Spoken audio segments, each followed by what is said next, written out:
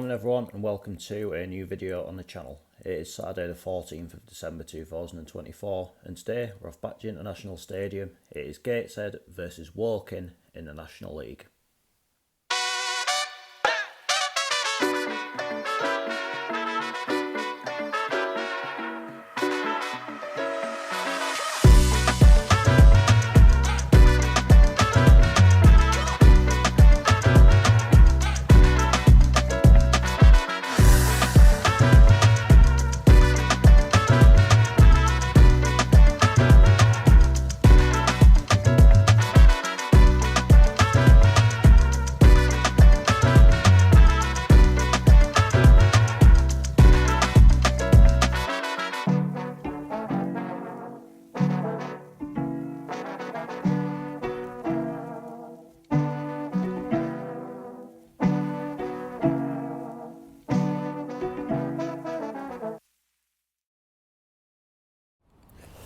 So I'm in Gateshead and going into this afternoon's game, Woking are currently in 18th place in the National League table. On a little bit of a rut at the minute, it goes without saying.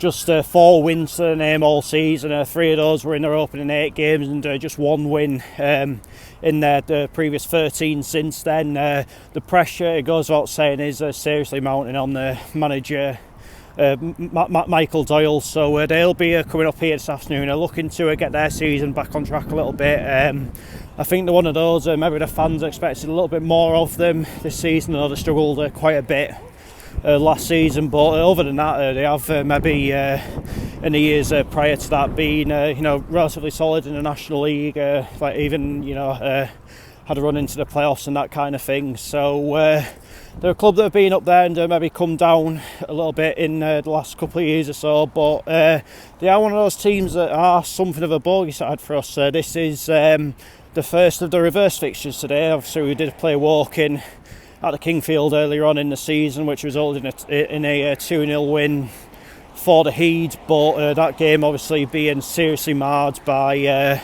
the leg break to Greg Ollie, and I'm not exactly expecting Dion Kelly-Evans to get like a rousing reception or anything like that today, but I just hope that like the atmosphere just doesn't go a bit too feral, if you get what I mean, because Woking, to their credit, did respond well to that as a club, and I think it is important to remember that. And obviously Greg is recovering well, which is the main thing, but it's been a bit of a disruptive schedule of late for the Heed. We are obviously still in 4th place in the National League table following the 2-2 draw at Braintree Town a fortnight ago, and since then we've had 2 attempts at playing against Farsley Celtic in the FA Trophy. Obviously the first one was called off within an hour of the game being due to start. Then on the Tuesday night the game was about 25 minutes, half an hour in before I think life, like before football's place in life was kind of put into perspective, really, wasn't it? And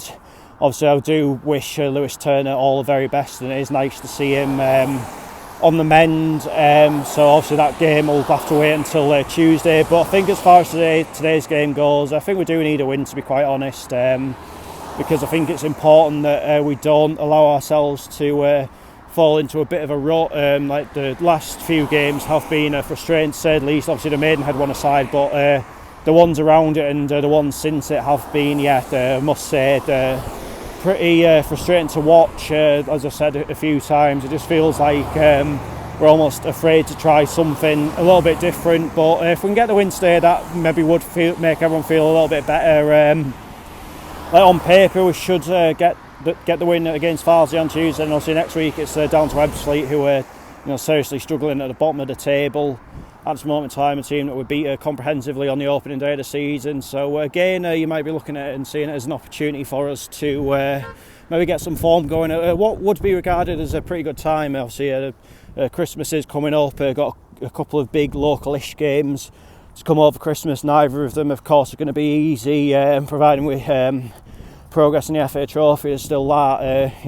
Quite a busy schedule in January, so it won't be a bad time to get a bit of form going. I know we're a bit sort of struggling with injuries at the minute, particularly in midfield, but hopefully lads that are out there today can do the business, and I think it goes without saying we do need to maybe get a couple more bodies in especially in that midfield area, given the amount of injuries, which just sums up our luck with injuries over the last few seasons, really, doesn't it? But let's hope for something reasonably positive today.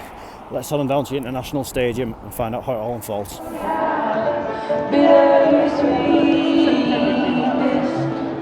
So the team's warming up, walking and getting ready in this half, as the way teams always do. We're going to be in a change strip of yellow and blue this afternoon. Of course, they would normally play in red and white shirts and black shorts. Anyway, Gateshead are getting ready over there. We are going to be in the white and black home strip. Anyway, I will see you when the players are coming out of the tunnel and ready to start the match.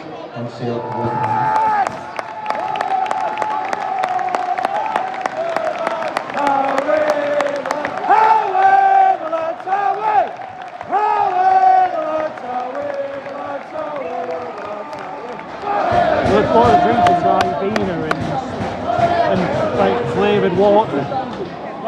What, French cloud?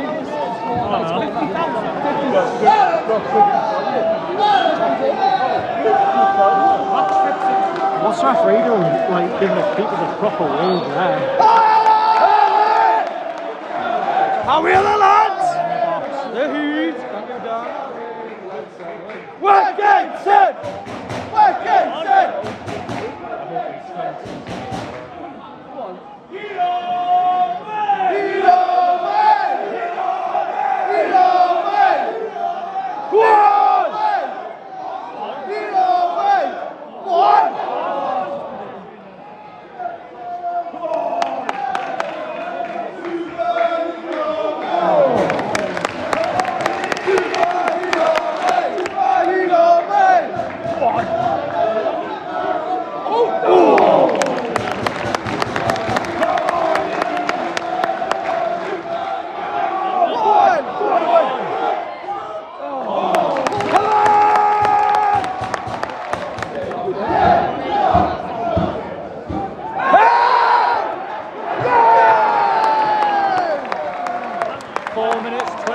Seconds for the first ref of the game. Johnny Ascalena. How are you, Hanu? I was just having a name like Yussi and his name's Will. Born in Crewe. Live in Crewe. Made it in Nantwich.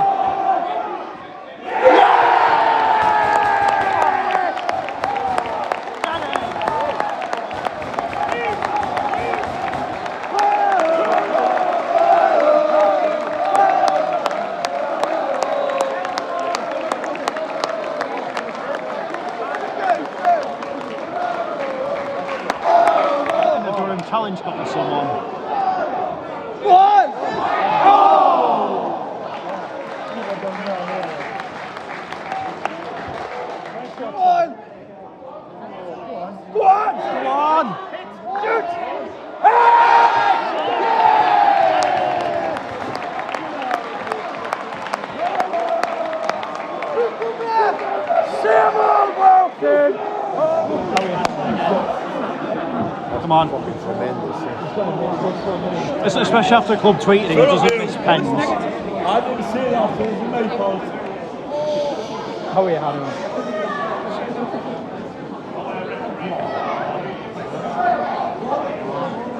Get on with it, you spanner.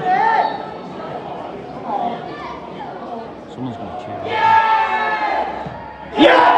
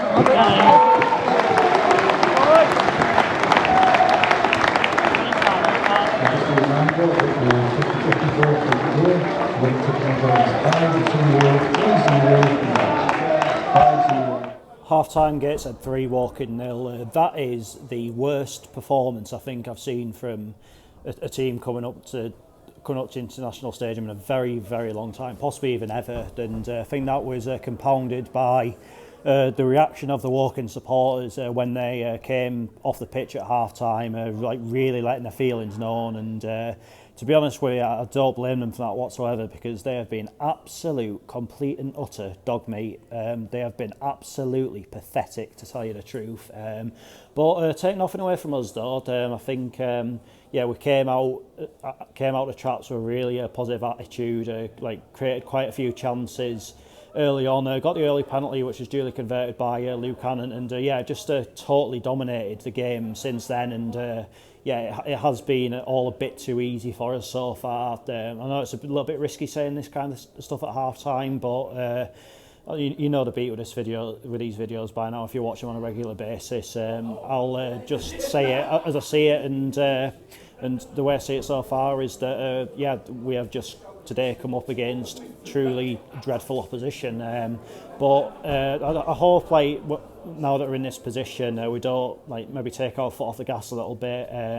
Just go for the kill. Just really make this as comprehensive as it possibly can be, because there's definitely more goals in this game for us, and there's certainly more chances in it for us. It's just down to us now to go out there and take the full initiative of that. But it has to be said, a really good half for us there, and hopefully that can continue into the second half.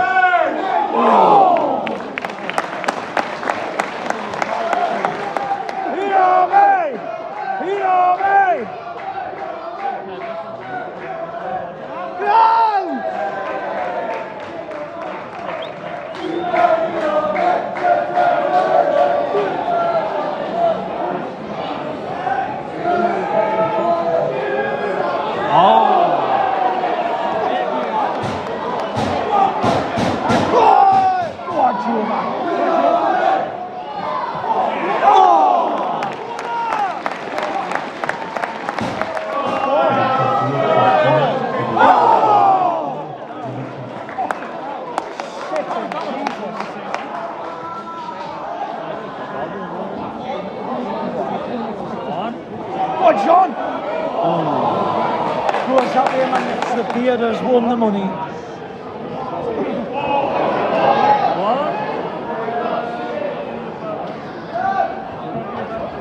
This game has been shit. Man.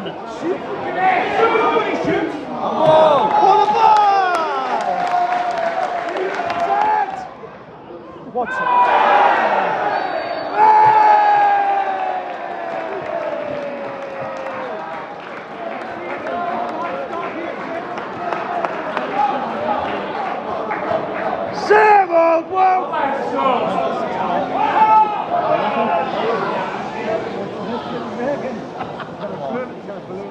Come on, Hannah.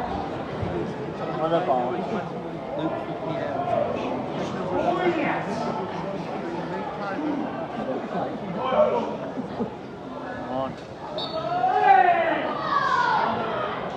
Hurry, Hannah. Come on.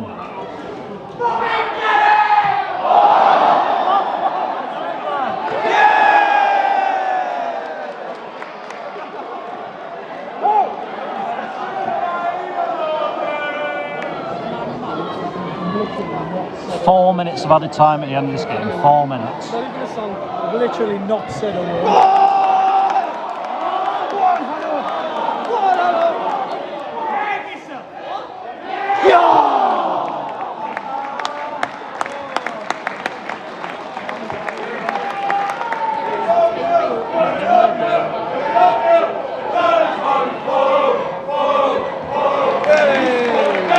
Sean Dyche has to manage Stoke before the end of his career, doesn't he?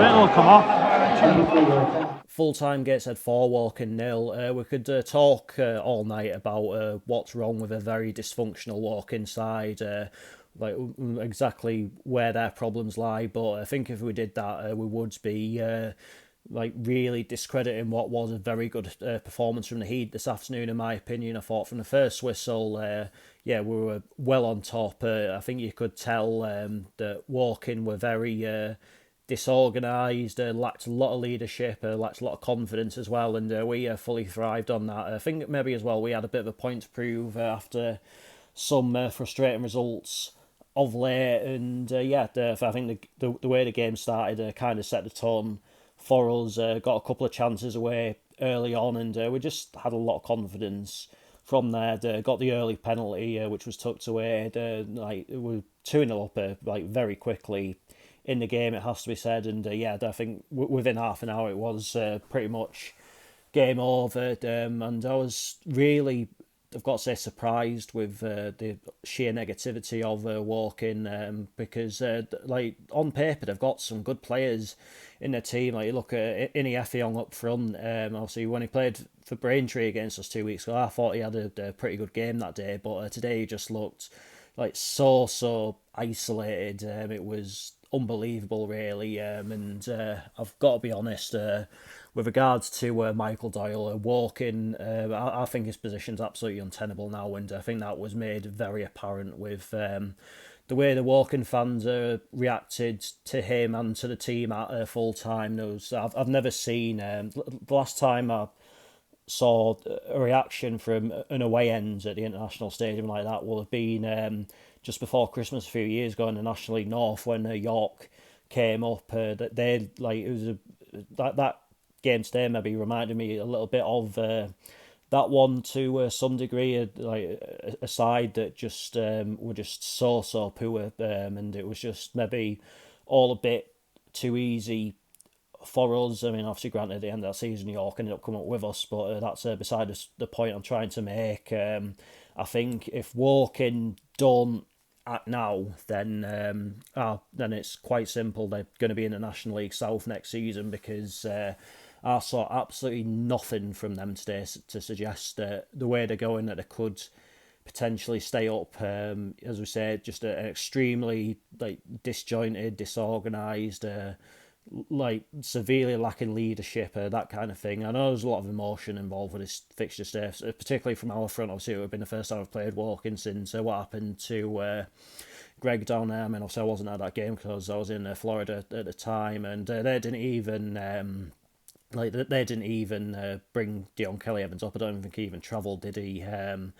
So I don't know if they're just doing that out of protection for him or what, but yeah, they were exceptionally poor today. I've really got to say that, but nevertheless, it is an important win for us, and hopefully now we can get some form going. Obviously, next up it is Farsley Celtic on Tuesday night in the rearrange FA Trophy game. Then the last game before Christmas being a trip to Ebbsfleet. Next side, obviously Hartlepool coming to the International Stadium on Boxing Day. Then a very tricky start to 2025 with a trip to York, who've made their home ground as something of a fortress. So there's never ever any easy games in this league, is there? But I think today we maybe saw the Gateshead that a lot of people fell in love with under the reins of Williamson and Elliott, if you get what I mean. Like the football we're playing, it was really well organised. Like it seemed to like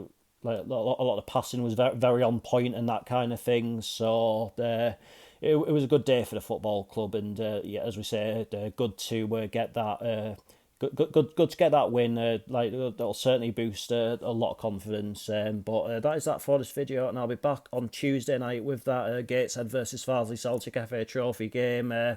It's probably a game where probably the game I've been to ever where the result probably really doesn't matter. But obviously on the back of what happened, like Tuesday just gone, and like life being put into perspective, really. But I think it's going to be a lovely atmosphere there on Tuesday night. I must say that I think the Farsley players will get a good reception from our fans, and I think it'll be a really good game played in the right spirit. So check back on Tuesday for that one. But until then, take care. Cheers for watching. See you later.